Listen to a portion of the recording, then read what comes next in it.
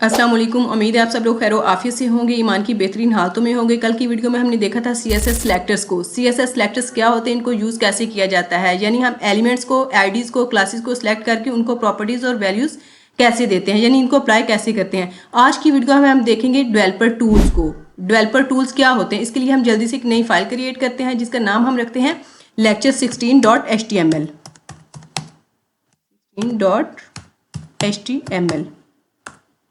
यहाँ पे exclamation mark right किया, एंटर प्रेस किया, बॉयलर प्लेट कोड लगा ली। यहाँ पे टाइटल हम लिख देते हैं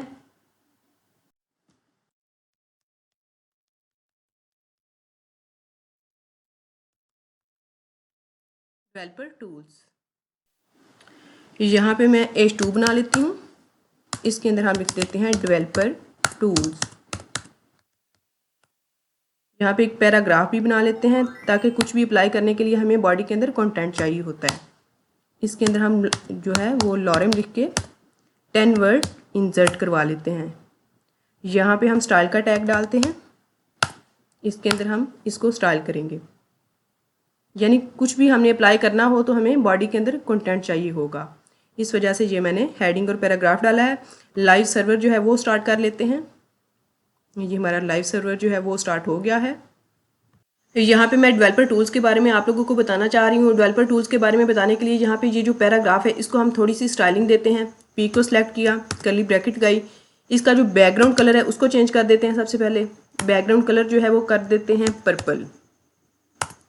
इसका जो कलर है, कंटेंट का कलर है, उसको भी चेंज कर देते हैं। उसका कलर हम कर देते हैं वाइट ताकि प्रोमिनेंट हो। वाइट किया। इसका जो फॉन्ट स्टाइल है उसको भी, फॉन्ट फैमिली जो है उसको भी चेंज कर देते हैं, ये वाली कर देते हैं। अब देखते हैं कैसा दिखाई दे रहा है। ये देखें, ये कुछ इस तरह का दिखाई दे रहा है। ये जो मैंने स्टाइलिंग की है, यानी ये जो पैराग्राफ है इसको प्रॉपर्टीज़ और वैल्यूज़ दी हैं। इस चीज़ की आप लोगों को समझ नहीं आ रही तो आप लोगों ने फिक्र बिल्कुल नहीं करनी। आगे चल के हम इस पर बड़ी डिटेल से डिस्कस करने वाले हैं। आज जस्ट मैंने आप लोगों को डेवलपर टूल्स को समझाने के लिए ये चीज़ें अप्लाई की हैं।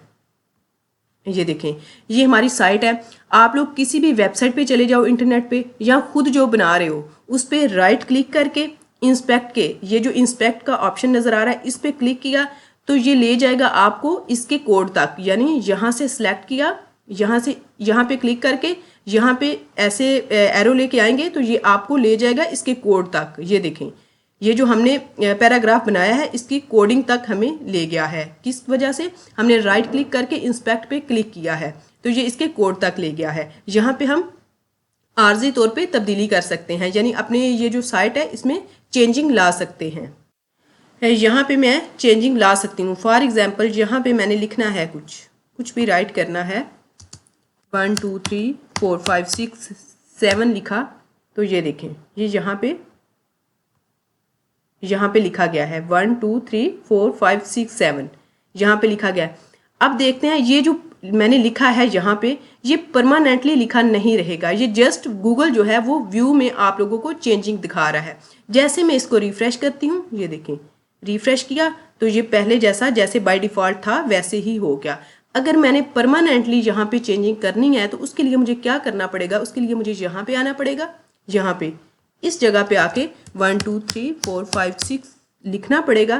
तो ये देखें, अब जाके मैं देखती हूँ तो ये देखें, अब मैं रिफ्रेश भी करूँगी तो ये लिखा रहेगा। ये देखें, क्योंकि मैंने यहाँ पे आके इसको चेंज कर दिया है।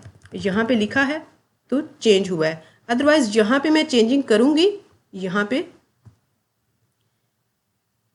फॉर एग्जाम्पल यहाँ पे चेंजिंग करूँगी तो वो जस्ट व्यू में तो चेंजिंग होती मुझे दिखाई देगी, लेकिन परमानेंटली चेंजिंग नहीं होगी। फॉर एग्जाम्पल ये जो H2 है, ये जो हेडिंग हमने बनाई हुई है, इसको हम बैकग्राउंड कलर देना चाह रहे हैं।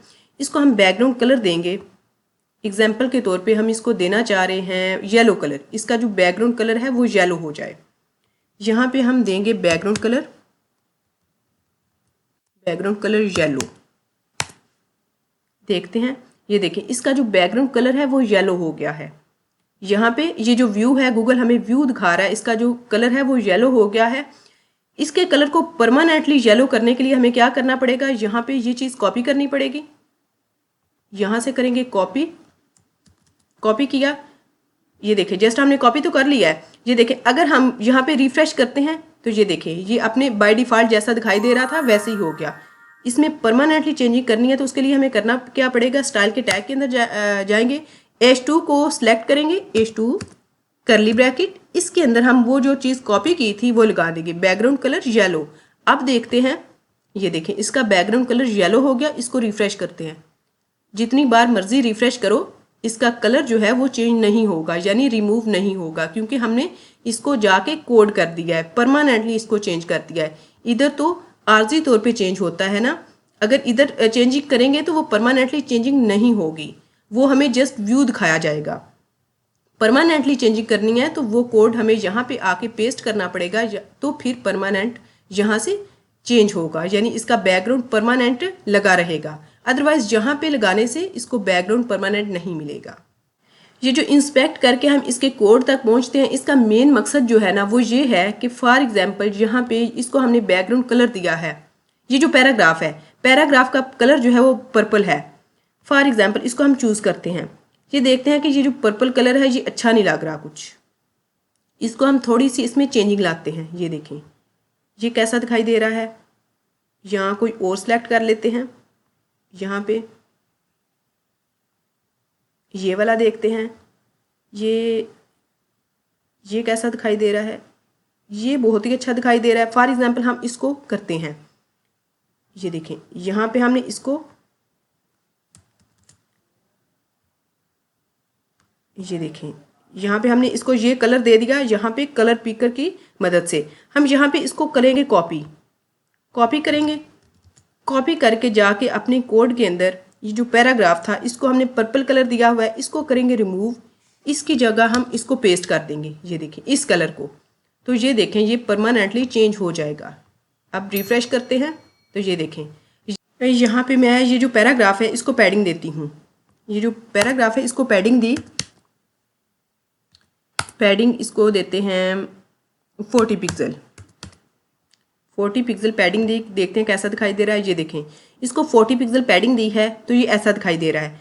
अब मैं यहाँ पे आके इसको करूँगी सिलेक्ट, ये देखते हैं कि ये अच्छा दिखाई नहीं दे रहा। फॉर एग्जाम्पल आपको अच्छा दिखाई नहीं दे रहा तो आप यहाँ पे आके ऐसा करो, इसकी जो पैडिंग है ना उसको कम या ज़्यादा करके देखो, ये ज़्यादा करके यहाँ से कम करके देखो, कि कम करके देखते हैं कि कहाँ पे ये हमें अच्छी लग रही है।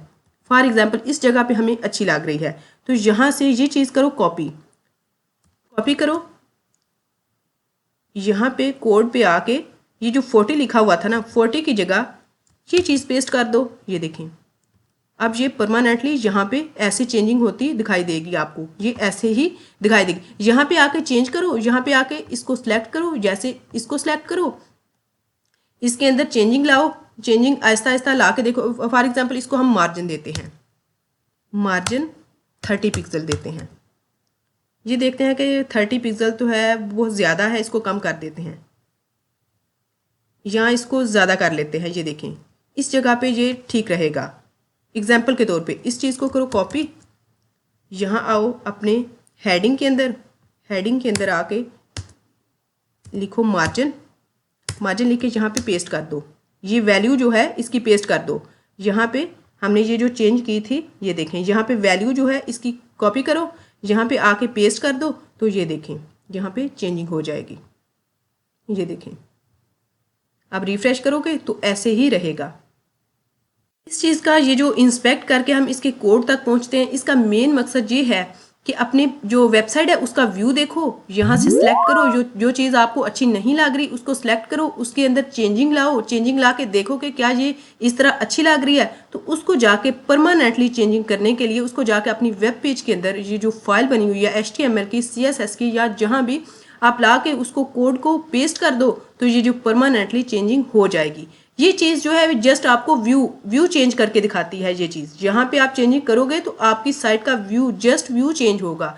परमानेंटली चेंजिंग तब होगी जब आप अपनी फाइल के अंदर जाके कोड पेस्ट करोगे, यहाँ पे चेंज करोगे, यहाँ पे चेंजिंग करके देखोगे, वही चीज़ कॉपी करके आप ला के अपनी CSS की फाइल के अंदर या HTML की फाइल के अंदर या किसी भी फाइल के अंदर पेस्ट कर दोगे, तो यहाँ पे जाके रिफ्रेश करके देखोगे तो वो परमानेंटली चेंज हुई दिखाई देगी आपको। मतलब कि आपकी आसानी के लिए यहाँ से आप अपनी साइट का व्यू देख सकते हो। यहाँ पे आप लोग सिर्फ अपनी ही साइट को इंस्पेक्ट करके नहीं देख सकते, इंटरनेट पे किसी भी वेबसाइट को इंस्पेक्ट करके उसके कोड तक आप लोग पहुँच सकते हो। फॉर एग्जांपल यहाँ पे हम एक वेबसाइट को ओपन करते हैं, यहाँ पे ये W3 स्कूल वालों की वेबसाइट को ओपन करते हैं। यहाँ पे लिखा आ रहा है लर्न टू कोड, इस पे राइट क्लिक किया, इसको किया इंस्पेक्ट, यहाँ पे इसको सिलेक्ट करते हैं, इस जगह पे क्लिक करके यहाँ पे इसको सिलेक्ट करते हैं। फॉर एग्जांपल यहाँ पे लर्न टू कोड की जगह हम कुछ और लिख के देखते हैं क्या चेंज होता है।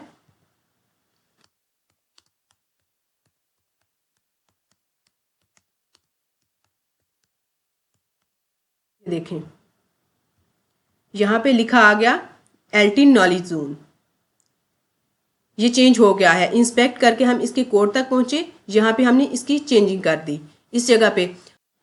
अगर रियल में ऐसा होता हो कि हम किसी भी वेबसाइट के अंदर जाके चेंजिंग कर सकते हैं, यानी उसके कोड को चेंज कर सकते हैं, इस तरह तो कोई भी इंटरनेट पे वेबसाइट महफूज ना हो। हम किसी भी वेबसाइट के अंदर जाएं, उसके कोड को चेंज करके उसमें अपना कंटेंट ऐड कर दें, लेकिन ऐसा नहीं होता। परमानेंटली कंटेंट चेंज नहीं होता।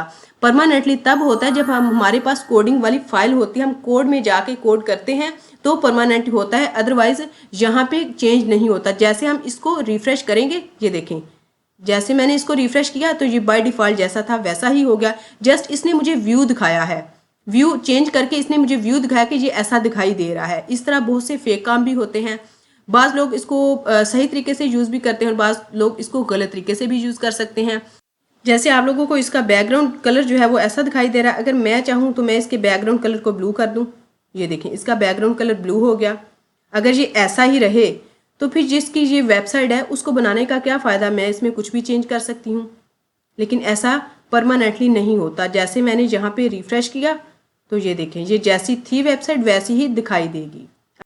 ये यहाँ पे मैंने इसका बैकग्राउंड जो है वो ब्लू कर दिया है। अगर अभी इसी वक्त मैं किसी दूसरे लैपटॉप पे या मोबाइल पे W3 वालों की वेबसाइट को ओपन करूँगी तो वो जैसी थी वैसी ही दिखाई देगी।